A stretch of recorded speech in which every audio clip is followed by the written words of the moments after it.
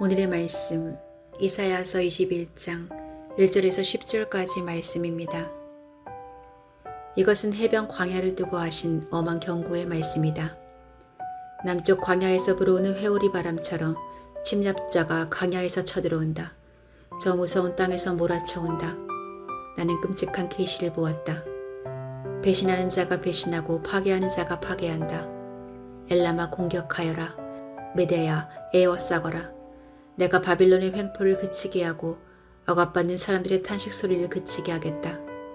그러나 나는 허리가 끊어지는 것처럼 아팠다. 아기를 낳는 산모의 고통이 이런 것일까? 온몸이 견딜 수 없이 아팠다.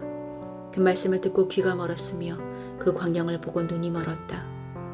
나의 마음은 갈피를 잡지 못하고 공포에 질려 떨었다.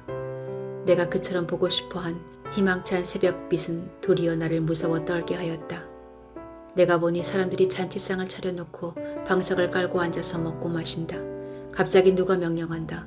너희 지휘관들아 일어나거라. 방패를 들어라. 주님께서 나에게 이렇게 말씀하셨다. 너는 가서 파수꾼을 세우고 그가 보는 대로 보고하라고 하여라. 금화병과 함께 오는 병거를 보거나 낙이나 낙타를 탄 사람이 나타나면 주의하여 살펴보라고 하여라. 파수꾼이 외친다. 지휘관님, 제가 온종일 망대 위에 서 있었습니다. 밤새 경계구역을 계속 지키고 있었습니다. 그런데 갑자기 병거가 몰려오고 기마병이 무리를 지어온다. 누가 소리친다. 바빌론이 함락되었다. 바빌론이 함락되었다. 조각한 신상들이 모두 땅에 떨어져서 박살났다. 아, 짓밟히던 나의 결이여, 타작마당에서 으깨어지던 나의 동포여, 이스라엘의 하나님 만군의 주님께서 나에게 말씀하신 것을 이렇게 내가 그대들에게 전한다.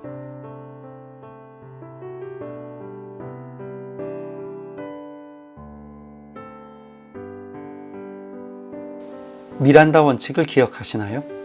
경찰이 용의자를 체포할 때에 당신은 변호사를 선임할 권리가 있고 당신의 증언은 법정에서 불리하게 작용할 수 있습니다 라고 고지하도록 하는 것이 미란다 원칙입니다. 누구라도 판결에 의해서 그 죄가 인정되기 전까지는 아직 죄인으로 대하지 않으며 인도주의적인 관점에서 스스로를 보호할 권리를 인정하기 위한 장치입니다. 그런데 그리스도인을 포함한 많은 사람들이 하나님을 알지도 못하던 시대에 살았던 사람들마저 하나님을 믿지 않았다고 지옥에 가는 것은 부당합니다 라고 말합니다. 인도주의적 관점에서 부당하다는 것이죠.